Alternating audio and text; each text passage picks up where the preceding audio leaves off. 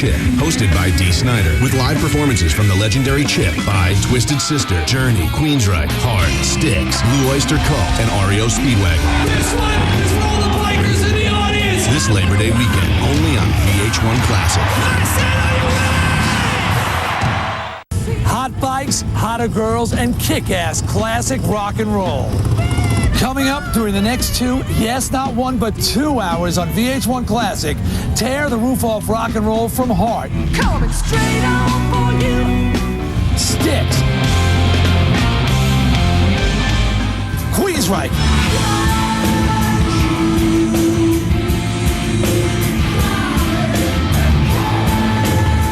Blue Oyster Cult.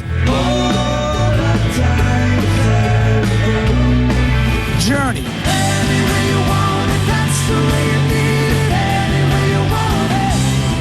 REO Speedwagon.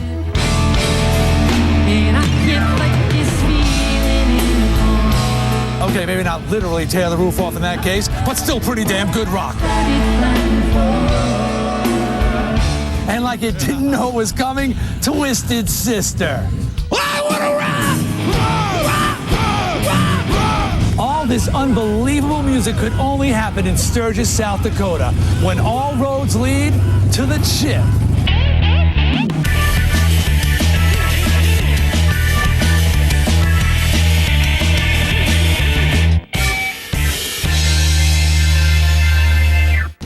Yes, this is the legendary Buffalo Chip Campground, and there's a lot of camping going on around here. But camping's not why you came to a classic music channel, is it?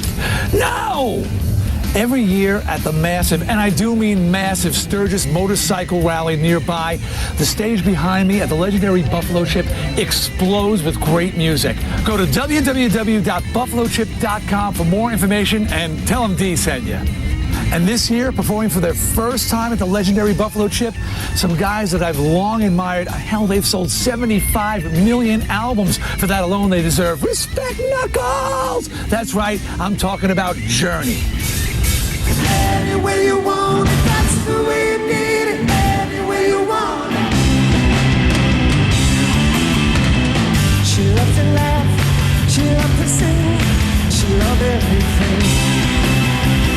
She loved to move, she loved to groove, she loved to love it back. We're all night, all every night. So hold tight, ooh baby, hold tight.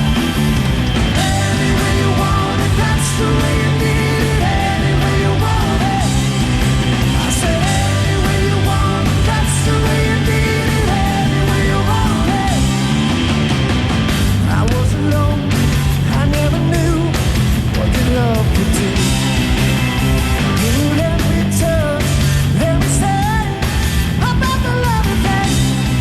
Check out Corey Ness's amazing Journey bike.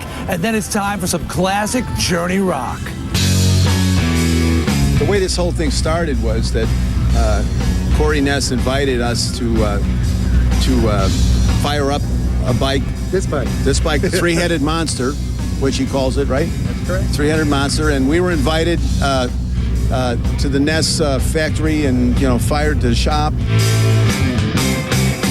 So that day, we fired the three-headed monster up. We had lunch, and during our lunch, we decided that we could do something together for a good cause, and the Journey bike the idea was born. It was an honor for me, for these guys to be involved. I've been following these guys from high school days on, so I had nothing but admiration for these guys, and now they're coming to the store and getting involved in my little show deal. So it was quite an honor. The bike was going to be a charity idea, and they were launching. Ness was launching a new bike. We thought, well, what a cool thing. We got some time. How about if we had a Journey theme, on the motorcycle, and the cause would be a children's charity. And of course, TJ Martell Foundation, stepped up big time, and they took it on, sort of adopted our project for us. And of course, they're fighting cancer, leukemia, and AIDS for kids. And so all those tickets for $3, you can possibly win the motorcycle and help out a great cause. Next year we're going to up it. I told Corey we're going to up it to $5. Because, I think it's easier for people just to throw down a 20 or 100 and grab a bunch of tickets for, win the bike. People can't believe the $3. I know, it's too cheap. So that was our vision. Our painter, Steve Ferrone, who did the paintwork on the charity bike, he incorporated every single Journey album into the paint job. And as any Journey fan would know, you look at the scarabs, you look at the artwork, the airbrush stuff is like extremely detailed. So our guy Steve had well over 150 hours in the paint job to an amazing paint job, amazing. Yeah. The charity bike is filled with stuff that we make. I mean, we make frames and we make front ends and we make gas tanks and stuff, and we used a selection of all of our signature products. On the other hand, we also kept in mind that some lucky guy or gal is going to win this thing, and they got to be able to ride it. So we did not want to go too crazy like this beast right here, but we did something that someone can ride and really be flashy, and it's something that any Journey fan would be, I'm sure, would love to have.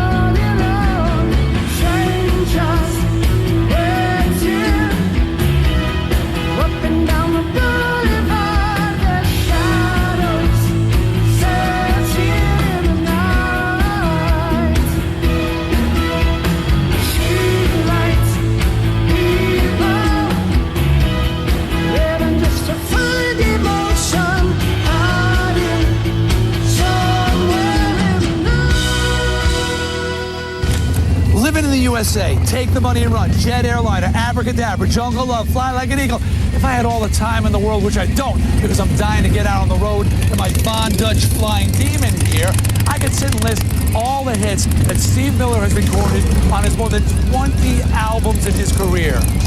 But since I don't have all the time in the world, it is my sincere pleasure to bring you the first of 3 exclusive interviews with Steve at the legendary Buffalo Chip. So, first time playing in Sturgis, any trepidation about playing for a biker crowd? No, I called up Pee Wee. He gave me the lyrics to, what's that song?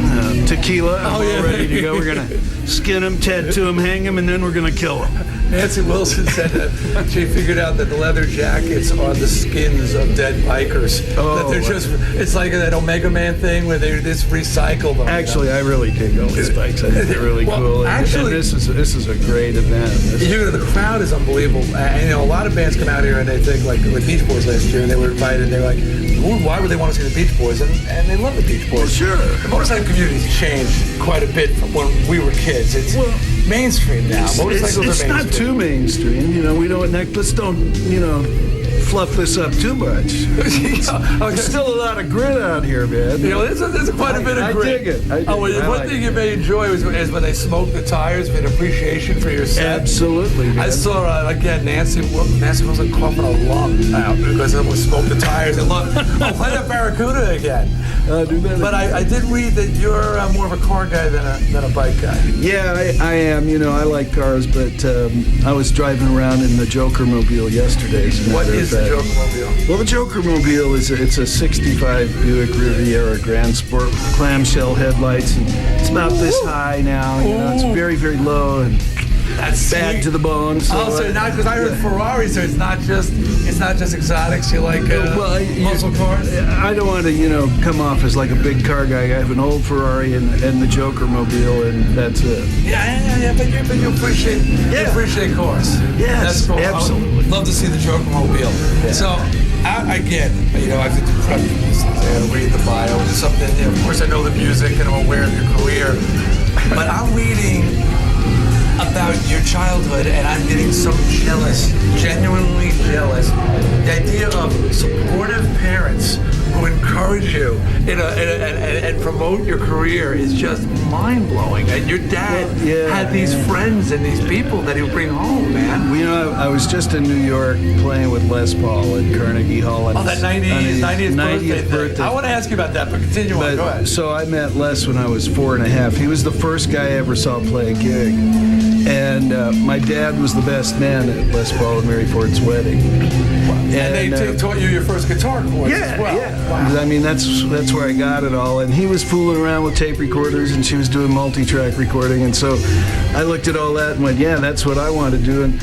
And my mom's side of the family, I had an uncle who was in the Paul Whiteman Orchestra, played violin, hot jazz violin, and so we had lots of music in the family. And Thelonious Monk was hanging out, and Red Norvo, and Tal Farlow. Well, your dad a lot of jazzers. And am I wrong to say he was an amateur recording engineer? Yeah, he was a recording nut. You know, this is so far back that he had one of the first tape recorders after World War II. We're talking about 1949. Yeah, I mean and so you know, he had the tape recorder, and then he would take it out, and anytime anybody interesting was in town, he'd go over and go, "Hey, I got this tape recorder." And they go, "You got a tape recorder?" Yeah. Come on over to the house. Come on over, and then they'd come over and listen to the tapes, and then we moved to Texas, and then T-Bone Walker used to come over. Well, you were in Austin, right? In Dallas, yeah. And because Austin is such a creative, musical town. All of Texas. Yeah. I mean, half of Ray Charles' band came from Dallas and Fort Worth, so there was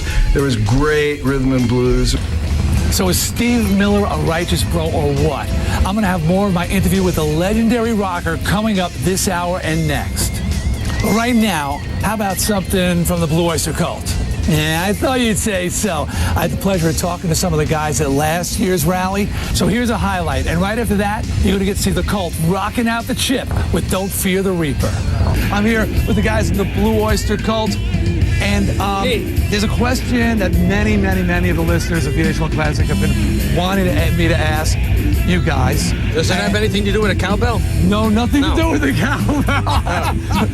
How'd you feel about that? No, we love that. We love that. Yeah. You gotta have a sense of humor. Yeah. I thought it was great. Yeah. Hell, everybody talking about the Blue Oyster Cult today on Monday morning at the water cooler. It doesn't get better than that. It was great. We took no offense at that. No. Because I had heard some rumors that people were upset. No, it was hilarious. I couldn't see how you could be. I mean, Chris Walken talking Blue Oyster Cult there. Well, who was he? He was Bruce Dickinson or something like that. He was supposed to be superstar producer Bruce Dickinson. Yeah. Now, the question that everybody wants to answer is, guys, how did Twisted Sister affect your life?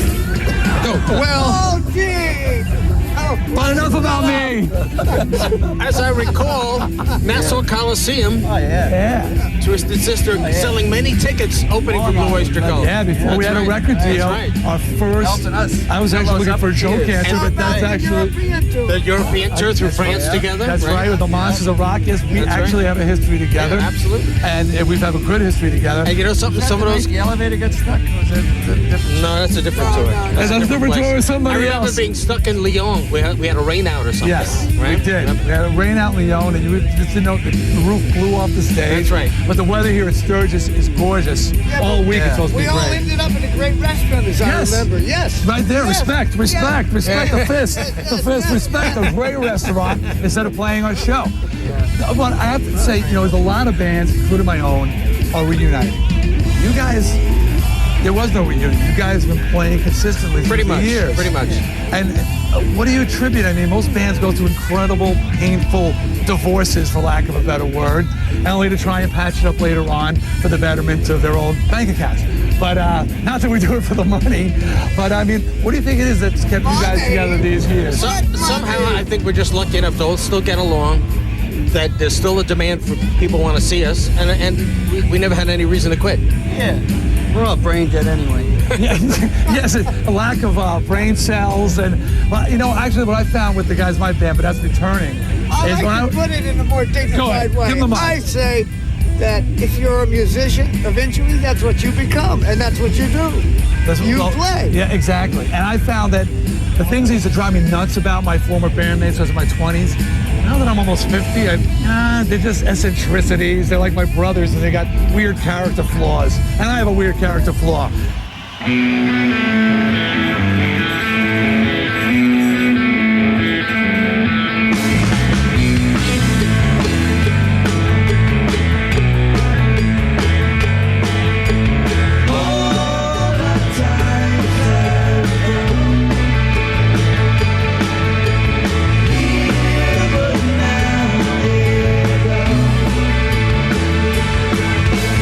Seasons don't feel briefer when the sun and the rain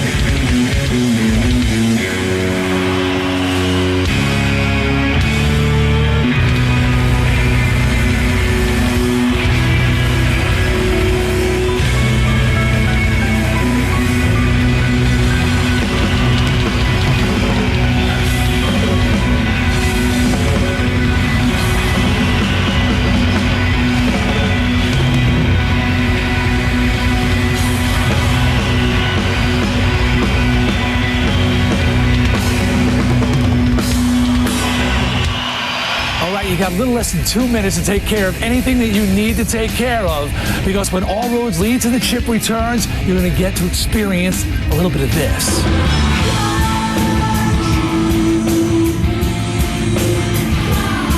And a little of this. Oh, we're not gonna take it. All right, synchronized watches, less than 2 minutes. Ready, set, go.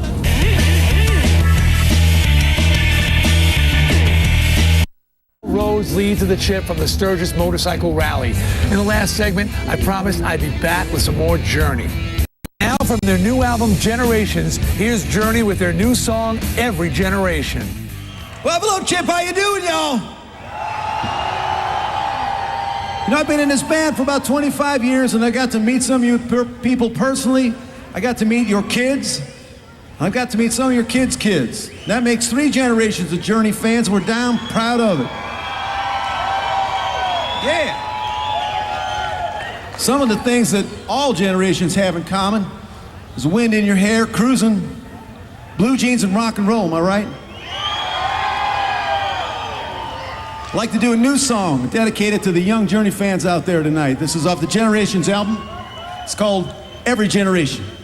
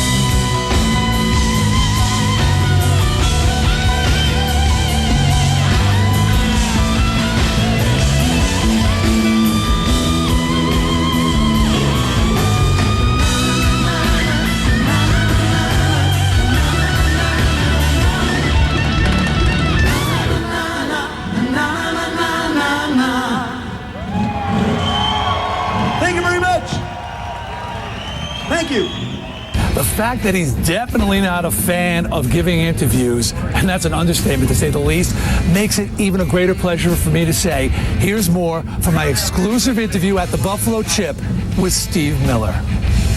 I grew up surrounded by music, you know, and by musicians, and that's... And your parents were very, they encouraged you. Well, you know, my mom did, my dad, you know, I went to college, and when, you know, you get you get to that point where, What was your major? It was creative writing and literature, right? Okay, mine was... A real key to a successful life, you know? Mine was communications. My parents said, well, what if you don't make it rock and roll? I said, well, I guess I'll be a DJ. And so I went to college for a year for that. Yeah, well, I had that meeting where they said, well, Steve, what are you going to do? And I said, well, you know, I really want to go to Chicago and play blues. And my dad gave me that look like, where's the 2x4? And my mom said, that's a great idea. You ought to go do it right now while you're young and you don't have any responsibility. So I zipped to Chicago, and Butterfield was there, and met a guy named Barry Goldberg. We put a band together, and we started playing all over the place. Got a job as a rhythm guitar player in Buddy Guy's band. Well, you know, I gotta cut you off, but that's what intrigued me also with all bands is this sort of like family tree kind of thing where the amount of musicians, like I saw Boz Skaggs, I saw Ross, from the bass player from Ross Valerie playing with you. You know, and you talk about Paul Butterfield. I mean, before these guys were who they were, you knew these guys. Well, before they became famous or sold a bunch of records, I knew you weren't famous either. I knew a lot of great musicians. And, it's amazing how they sort of, I don't know, you hear this all the time where they know all these musicians know each other. Yeah. And then they wind up, all these guys wind up making it big down the road. It's pretty cool. Well, you know, for Boz and I, Boz and I, we started our first band in 1956 when I was 12. And I taught my older brother to play bass so he could drive us to the gigs. I remember getting a guitar player in the band. Wasn't so good, but he had a van. Had a van. So that was you're in the van. You're in the band, you know. And we never told anybody how old we were, and there weren't any rock and roll bands then. So we played at SMU and all over Texas and Bossier City, Louisiana, and Oklahoma. Yeah, you were working. Yeah, we worked every weekend from then on. Boz was in that band for 4 years. That's amazing. You know, and we grew up together playing, and it was really we just thought we were just, you know, it was just a hobby. We never thought we were ever going to ever be able to make records or do what we do now. Yeah, see, I knew I was going to be a rock and roll star. You didn't think you would It never entered my mind. No. You were just playing because you loved to play. Yeah, and I always wanted to, instead of being a rock and roll star, I wanted to be a musician.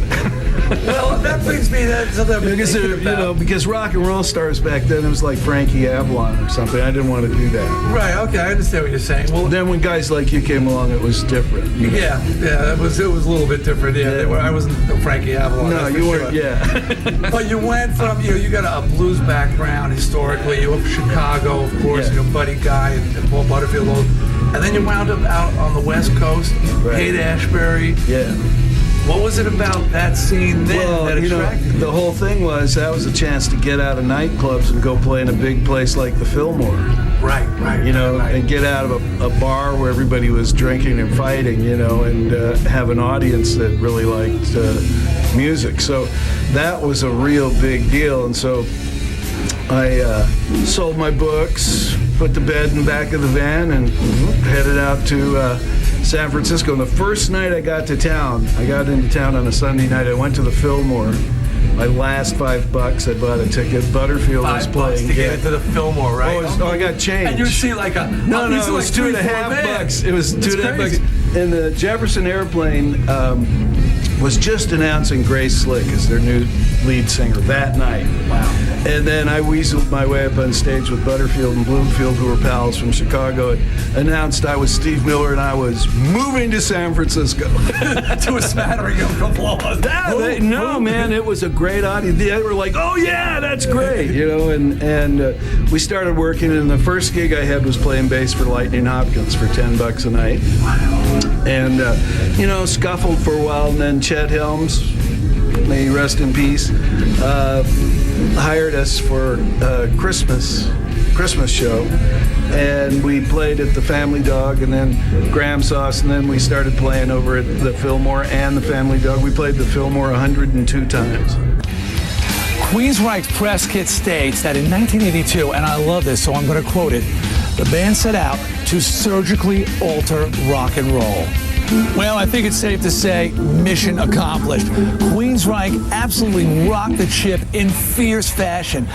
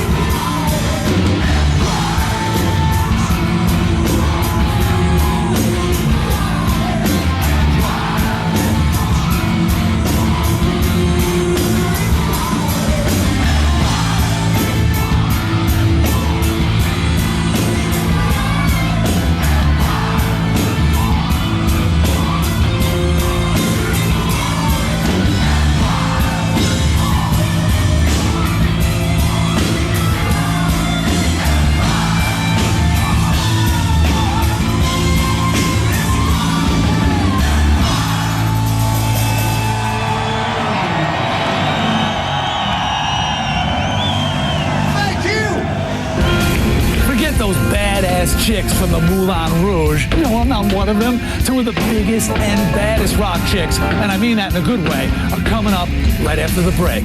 That's right, I'm talking about Heart. Trial, unique place in rock and roll history. They so completely blazed the trail on their way to the top that nobody's been able to follow in their place.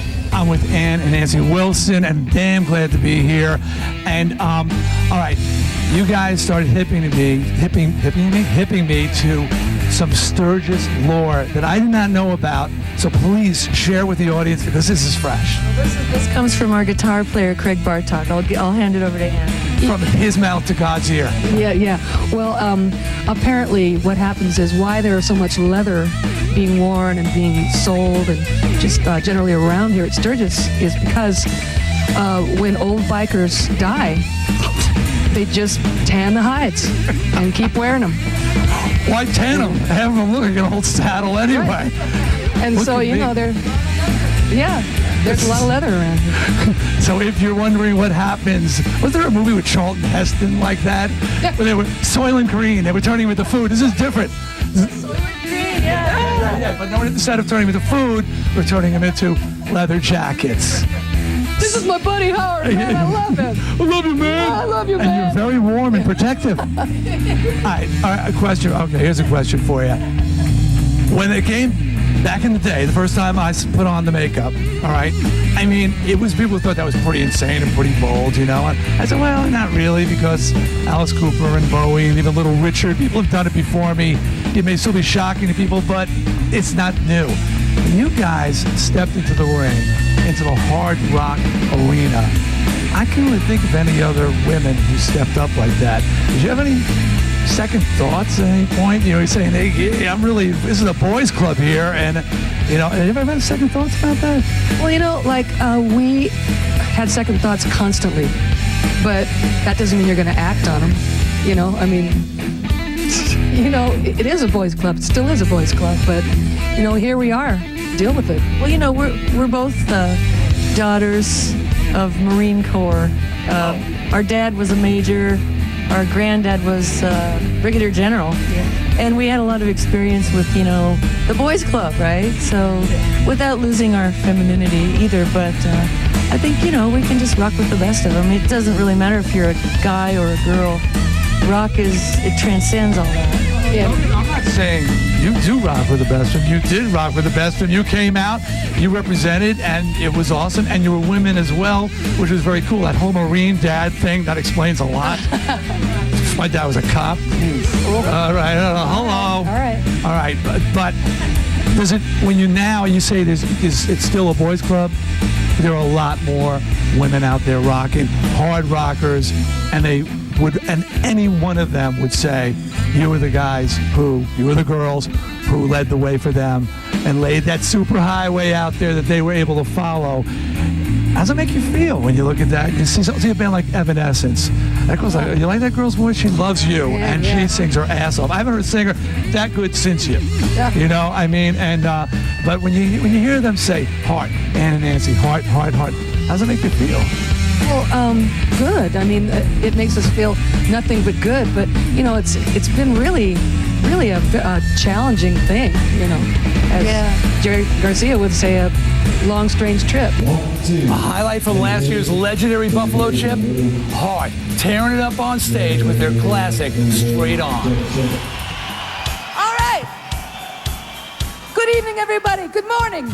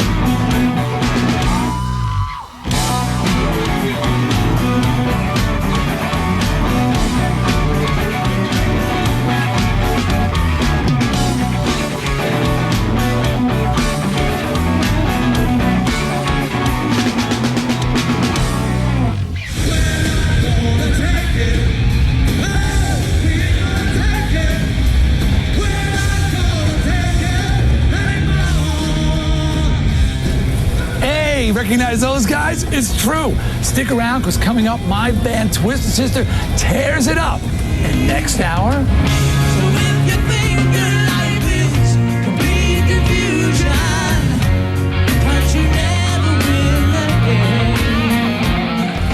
It ain't no grand illusion. It's Styx performing at the legendary Buffalo Chip. Be here or waste your time being somewhere else.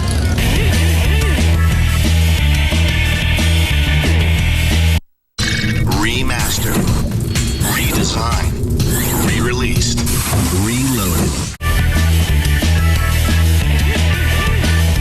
All right, time for a little honesty here. There are gigs that every rock band dreams of playing, and this is one of them.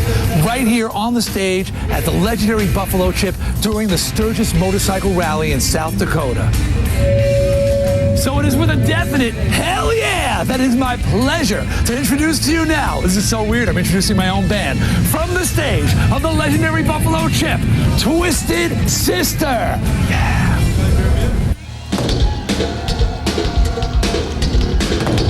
What do you say we get this party started?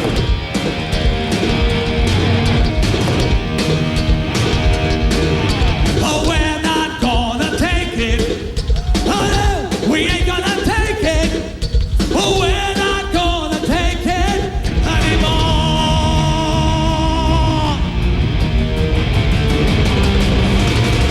We've got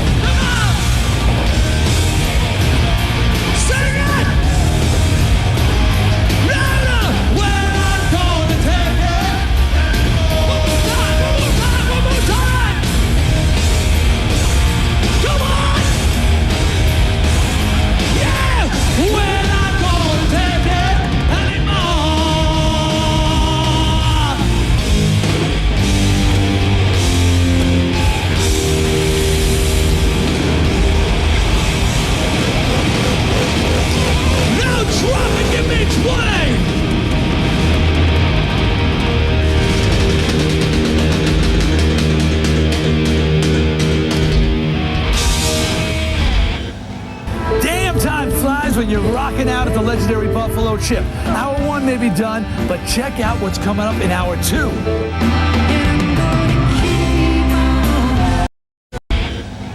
Damn, time flies when you're rocking out at the legendary Buffalo Chip. Hour 1 may be done, but check out what's coming up in Hour 2.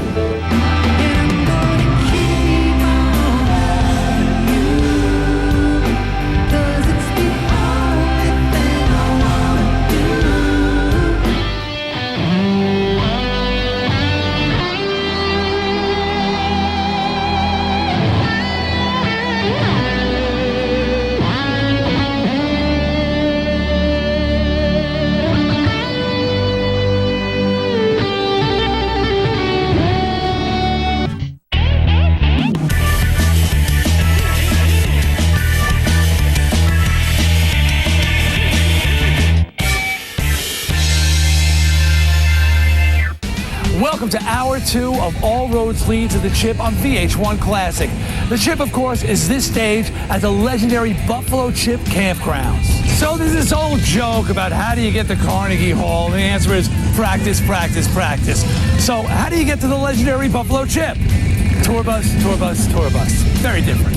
Some guys who know a lot about life on a tour bus, Styx. I had a chance to talk with them last year. Here's some of that conversation, and then Styx performing The Grand Illusion.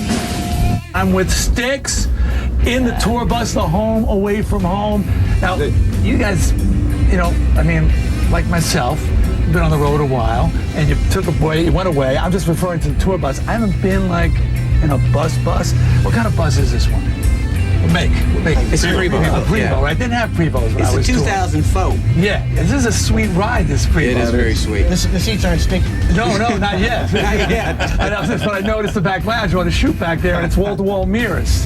I don't know what's going on back there, but in the old days, I know what was going on back there. Yeah, well, the mirrors are this way now. They're not like that. So, I mean, I always found it was like sort of a love-hate relationship with the tour bus. I mean, it is your haven. At the same time, it's kind of a trap. You can't get out of it. I mean, this is where you're kind of stuck for the entire length of the tour. Do you feel that way too? No, we love our bus. It's our place to escape. Sometimes it's our dressing room on festivals. And we got the best toys on here, so it's our chance to come hang out. We got the plasma. Yeah, is that a satellite dish? Got satellite in the front and back, and got the screens in all the bunks. Foreman grill. Got the George Foreman grill. George Foreman grill. We got the freezer. The king of the coffee making. Right over there. Yes, sir. Yeah, Lawrence did it up, man. Did you enjoy that coffee, Dave? Well, I could still smell it over there. I haven't had a chance to sip much more of it. It was great. The beauty of these buses now is we can practice all our dance routines up and down the aisles. Can't we, JY? Yeah. The old Busby Berkeley stuff. All right, so how do you decide who's in the back? I'm sorry, this is like sort of inner band stuff. I'm sorry if you don't find it interesting. Too bad. No, how do you decide who gets the front lounge, who gets the back lounge? That was like a war. That was a war. Like, dude, you got the back lounge list. You got the freaking, that whole thing. Is there like a... Well, the back lounge is kind of like, it's like spillover, if there's not enough room in the front, like we're all watching 6 Feet Under, we get up here and watch Sopranos. Yeah. If there's not enough room... We're probably pretty sick individuals, and we like the same kind of sick entertainment. So unlike other bands I've been in, we hang a lot and we watch stuff together. If Tommy's working on a song, he might be in the back or something and use the lounge for that. Well, that brings me to my next question, because I'm going through the throes of my own band reunion. We went through our thing, and I don't want to say it was tough, but my bass player showed up with a gun at the first rehearsal.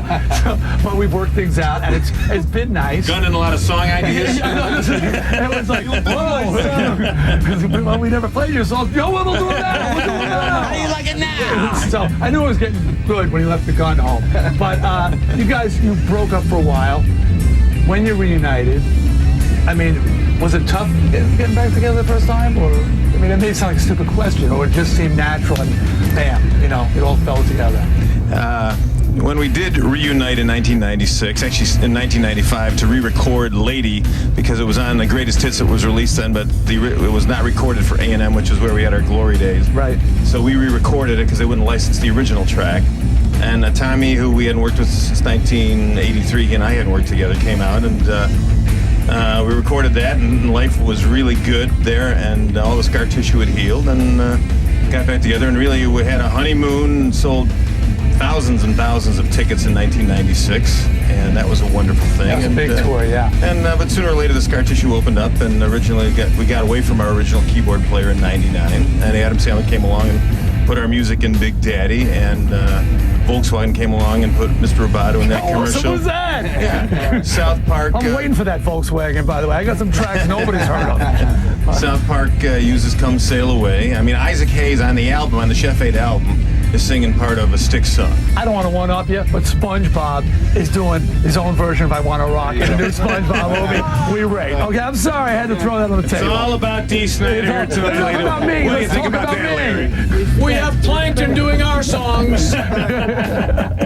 Yes. Well, what I found, and this is, and just, comparing notes here, is like the stuff that used to really drive me nuts about the guys, now that I'm like almost 50, it's just sort of oddities, eccentricities in their personality. I kind of look at them like brothers who have just weird character traits. And we're a lot more tolerant than we were. I mean, back when I was in my 20s, everything made me nuts about the guys. Well, that's why we're still here. Yeah, well, like you said, when you started saying, pass the mic down, when you started saying you were going to, get him back here. Thank you. He was being ignored. No, when you started saying that we're hanging out together, we are too. I mean, back in the day, we were like barely ever with each other, and now we're just constantly hanging out and enjoying each other's company. Well, I think most of the people, no matter what your nasty habits were, back in the day, you either cleaned them up or you didn't. If you cleaned them up, you're still here, you still got a voice, you got something to say, you got new things to sing about. But yeah, and a lot of perspective, I think, as well. I mean, it's too much, a little too much perspective. I don't want to tell you about my perspective. Woo! Yeah.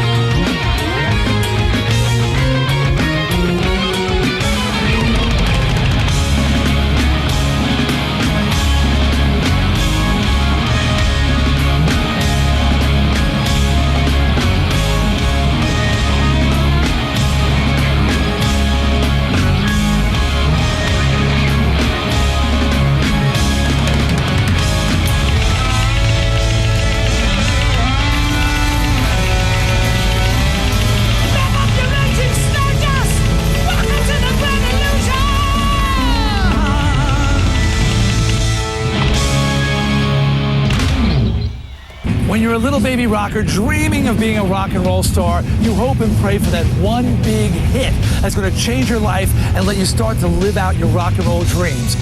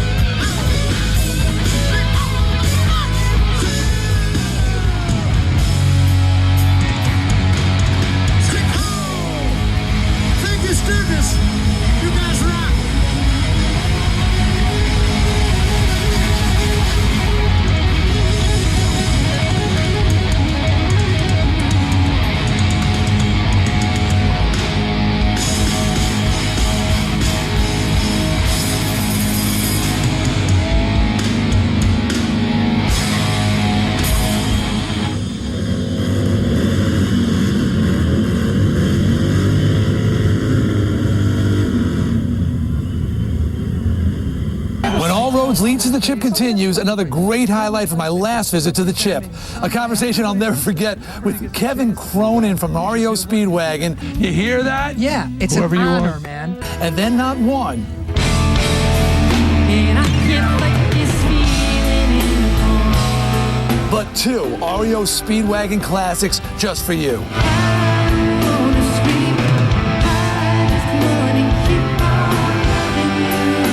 When All Roads Lead to the Chip roars back. Yeah, baby.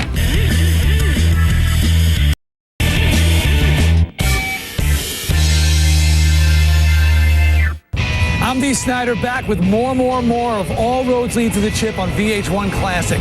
More. Is that a disco song? Why the hell am I saying that? I gotta say that when it comes to a life of rock and roll, everything after the age of 30 comes as a complete surprise. Well, here's someone who understands what I'm saying when it comes to longevity in the music business. Kevin Cronin from REO Speedwagon. Here's a highlight from my conversation with Kevin from last year. Plus, REO Speedwagon giving the massive Buffalo Chip crowd what they want with not one, but two of their classics.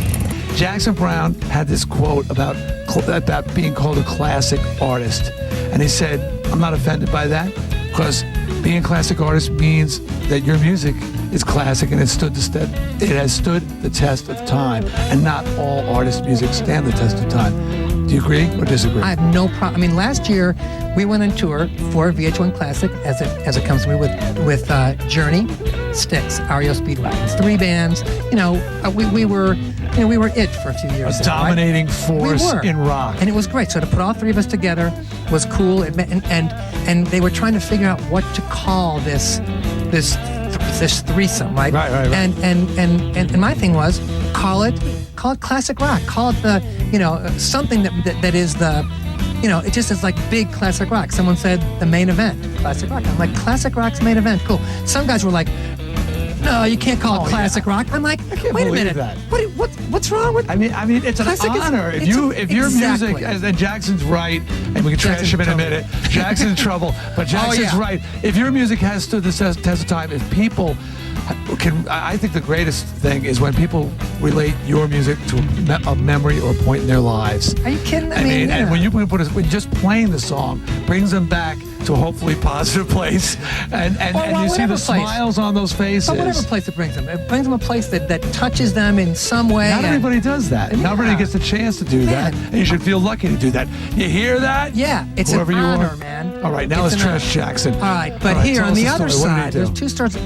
There's 2 Jackson Browns. There may be, I'm not sure how many there are. There's Jackson Browne, the brilliant man who made that wonderful statement. Right. And there's Jackson Browne, the brilliant songwriter. You have a problem with Jackson? Well, I don't really have a problem with him anymore. Okay. But I did at one point, because my band, I was about, 18, 19 years old. My band was supposed to open up for the Grassroots. The Grassroots? The Grassroots. That was the Grassroots, right? Remember the Grassroots? You say rut, I said root. In your midnight confessions, when I tell all the world that I love you, in my midnight confessions. Okay, so keep going about the Grassroots. Well, that's probably enough. No, but did Jackson Browne steal the gig? No, Jackson Browne, my band went to see the Erie Crown Theater in Chicago. We were going. This was the biggest event of our young lives, to play the Erie Crown Theater. So we went to see a Richie Havens show, and the opening act was somebody named Jackson Browne. Never heard of the guy. I'm thinking it's probably like James Brown's nephew. Right, Jackson. Jackson. So we went to the gig, and Jackson Browne played. He's playing all the songs off his first album. He didn't even have an album out yet. Right. And I'm sitting there going, this guy is incredible. So we go backstage. Very positive story about Jackson Browne. Well, Jackson Browne's awesome. Yeah, of course. But what happened? But the end of the show, should I fast forward here? Yeah. The end of the so he came back to our apartment where my band lived, and he was hanging with you. He was hanging with us. He hit on you. He played well, not quite me. Okay. Not quite me. Keep going. I thought this was like a weird No, it wasn't. It's not that weird. Go ahead. It's not weird. You like leapfrogged over like 5 degrees of weirdness here, and you jumped my girlfriend. No, not even my girlfriend. My ex-girlfriend. But still, but he didn't know it was my ex-girlfriend. And unless he watches this interview, it was fair game. It just and you roll with the changes, and the rest is history. All right, the rest, it's a happy ending. Thank you, Jackson. He sold 1 million records. He owes you, Jackson. Been meaning to thank Jackson for that all this time. All right, snuggle up close.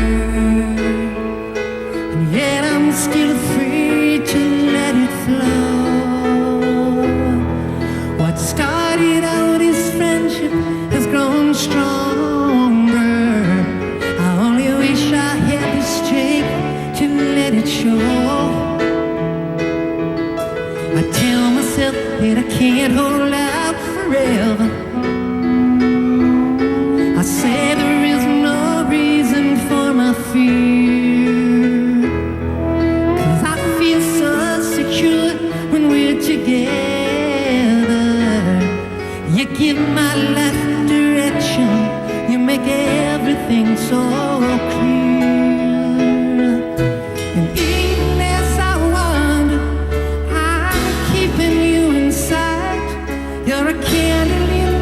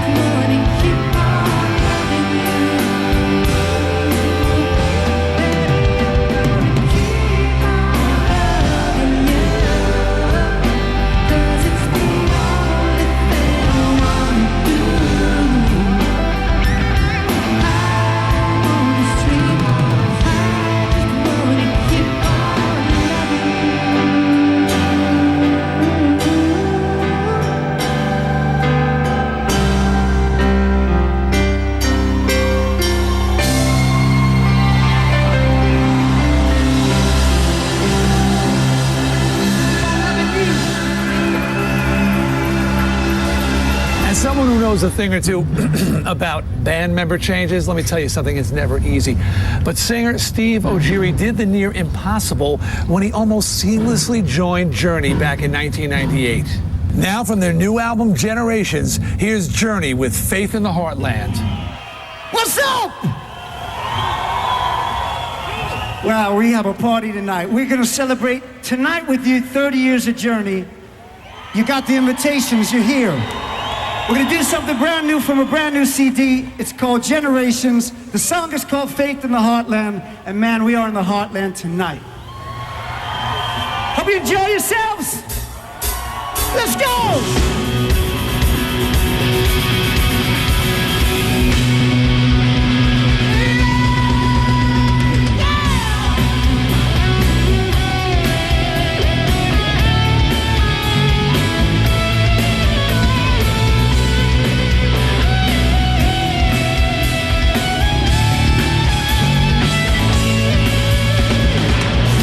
Love in a bed, dawn, with an early glow.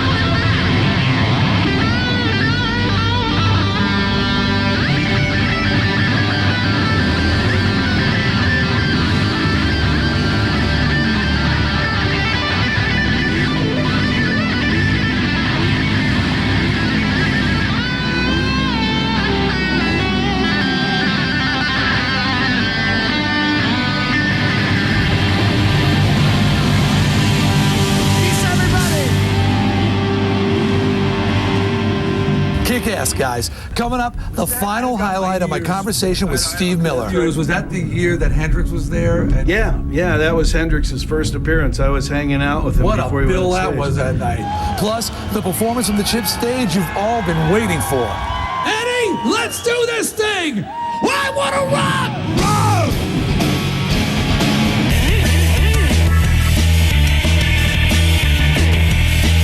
How many motorcycle fans we got out there tonight? We are on the road to Sturgis, Labor Day weekend, and you're all coming with us! All roads lead to the Chip, hosted by Dee Snider, with live performances from the legendary Chip by Twisted Sister, Journey, Queensryche, Heart, Styx, Blue Oyster Cult, and REO Speedwagon. This one is for all the bikers in the audience! This Labor Day weekend, only on VH1 Classic.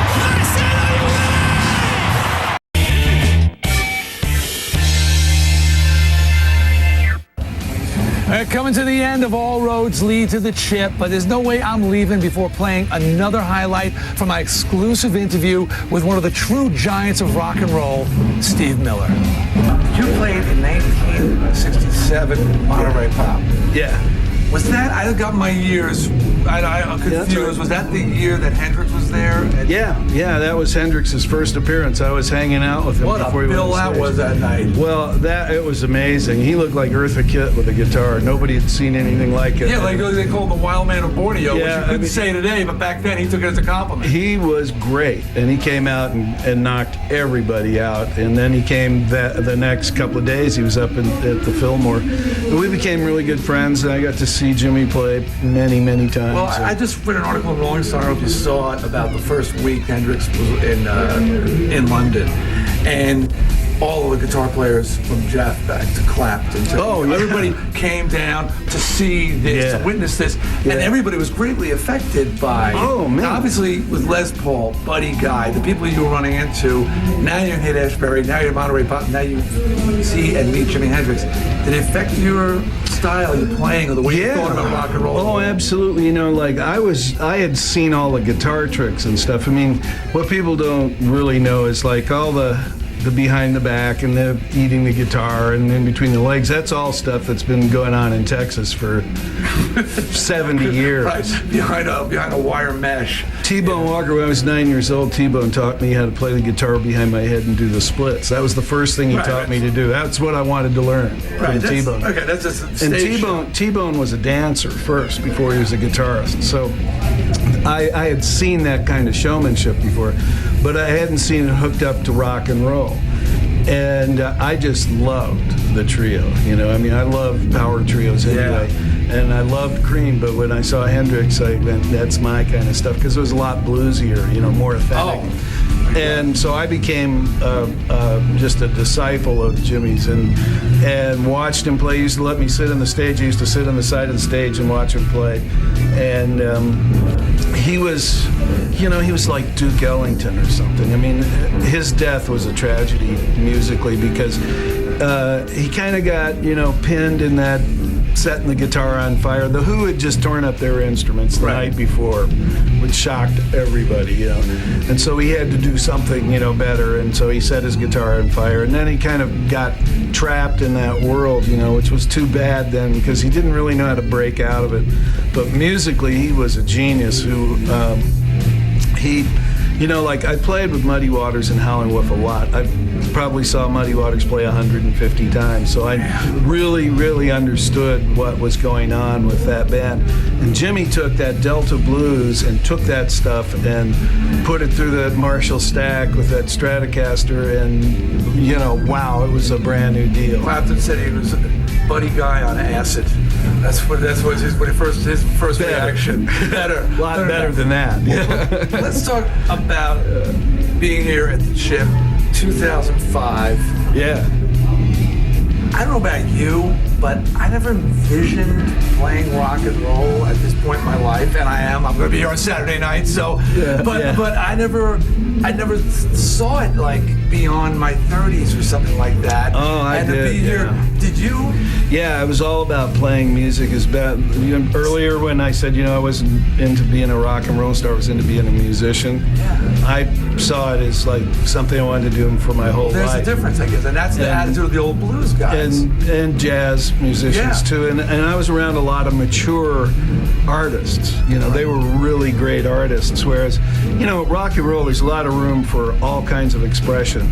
And, you see some people who are, they're more dancers or lead singers or something, but in jazz and in blues, it's a lot deeper art, I think. I really do. And so that's what really got me, and that's what I always wanted to be. At this point in your life, this is where you always thought you would be. We've been playing for, I've been playing since 1956 without stopping. I mean, that's what I do. That's what you do. And we do all the outdoor sheds every summer, and we're touring all the time. And the amazing thing is we had all these hit records, and so the majority of our audience is between the age of 10 and 25. It's unbelievable. And it's young kids mainly, and so when they come to our show, there's 5 guys in the band that sing harmony, so there's a lot of vocal harmony like the Beach Boys and the Beatles, that kind of harmony, but there's a lot of blues and jazz in it too, so they learn learn something besides just pop music and rock music, and so I think it allows.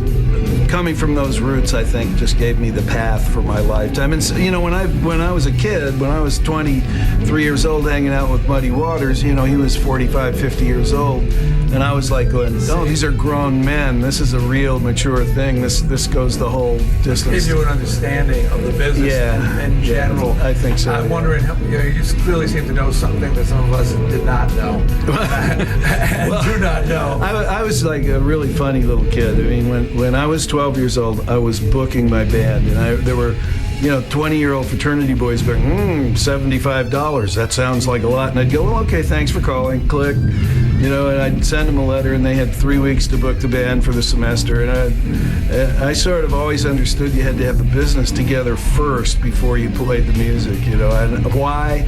I mean, I look at 12-year-old kids now, and I go, they look so sweet. And I was just this hard agent, all I was missing was a cigar, like, it's not going to happen. Click, they'd be right back on the phone and book the gig. So you envisioned playing at this point in your life, but maybe not in front of tens of thousands of people. Back then, no, and through college, no. I mean, it really wasn't until I got into Chicago where I went, wow, maybe I could make a record someday. Butterfield made a record. Wow, they wrote about him in Time magazine. Maybe this could work, and it's kind of funny. I was doing this music all the time at the same time I was studying, and really everybody was kind of going like, well, you're gonna, sooner or later you're gonna have a real job, right? And and then when I got my recording contract and started selling records and stuff, and my dad was amazed because he said, you only know 3 chords, how can you do that? That's rock, Dad. It's 3 rock. chords, that's 3 rock. chords. Don't confuse me with the 4th one. Just mix them up a little bit. Yeah. Well, I'm sure you're gonna. Like I said, I've not played for this crowd, but I've seen this crowd. And I know it's a great crowd. They're gonna love it. Oh, sure. And you're gonna love it, and you'll be back again. Well, I love playing every night. That's the other thing, is I really, really enjoy doing this. It's like, oh God, I got to go play lead guitar tonight. Well, you don't have to, and you're doing it. Yeah, I want to. Yeah. And you want to. That's great. Steve Miller, thank you so much, man. Hey, D, it's great to see you, man. Pleasure talking to you. Thanks for the time. Our time in Sturgis, South Dakota is coming to an end, but not before the massive crowd scream out one thing and one thing only. I want to rock!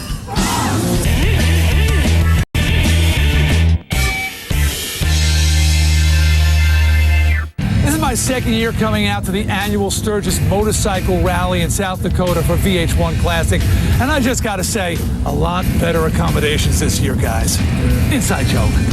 But seriously, just have the opportunity to ride through the Black Hills on my smoking Von Dutch Flying Demon alone would be great. But to have the chance to play with my band TwistedSister on the stage at the legendary Buffalo Chip just made it complete. So to all the Chip gang, I mean, I'm talking about Woody, Tony, Brad, Steve, Big Bad Hank, and the whole crew, respect, Knuckles. You guys kicked some serious ass. Now I got a question. Do you want to rock? I said, do you want to rock? Thought so. I'm going to ride my Von Dutch. You guys rock out. Later. Eddie, let's do this thing! I want to rock! Rock! I want to rock! Rock! I want to rock! Rock! I want to rock! Rock! Turn it down when you say, well, all I gotta say to you with time and time again, I say no! No! No, no, no, no! Tell me not to play. All I gotta say to when you tell me not to play, I say no!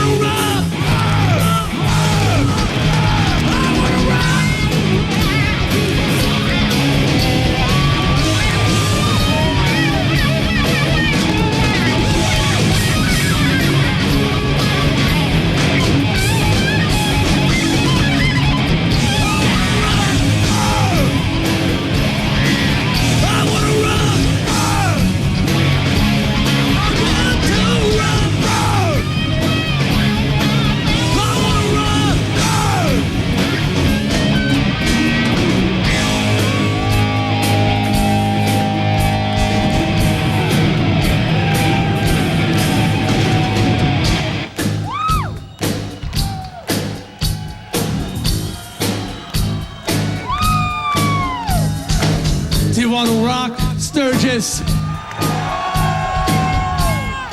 Do you want to rock, Buffalo Jeff? You know the words. Try it one time. I want to rock! All right, you're a little stoned. I'll give you another chance. Let's do it. I want to rock! Good, good, good. But this time, put your fist in the air. When you yell rock, throw your fist in the air so me and the boys can see you want to rock. I want to rock! All right. Turn the lights, audience lights on. Turn those lights on the audience. Turn them on. Yeah, I got to see them. Turn the spotlights off the stage. Spotlights off the stage. Want to see the people who's out there. Yeah. Ready? I want to rock! All right.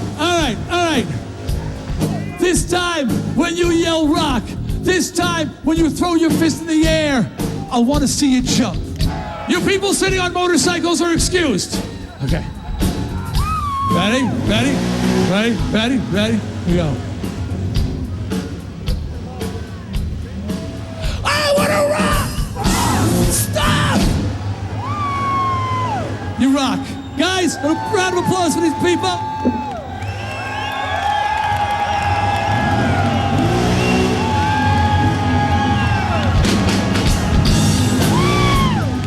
All right, lights off the people. Lights back on us. Loud right, you don't gotta jump anymore, just scream and yell. Here we go, boys. Get up to the front. Step up to the front. Everybody on the firing line.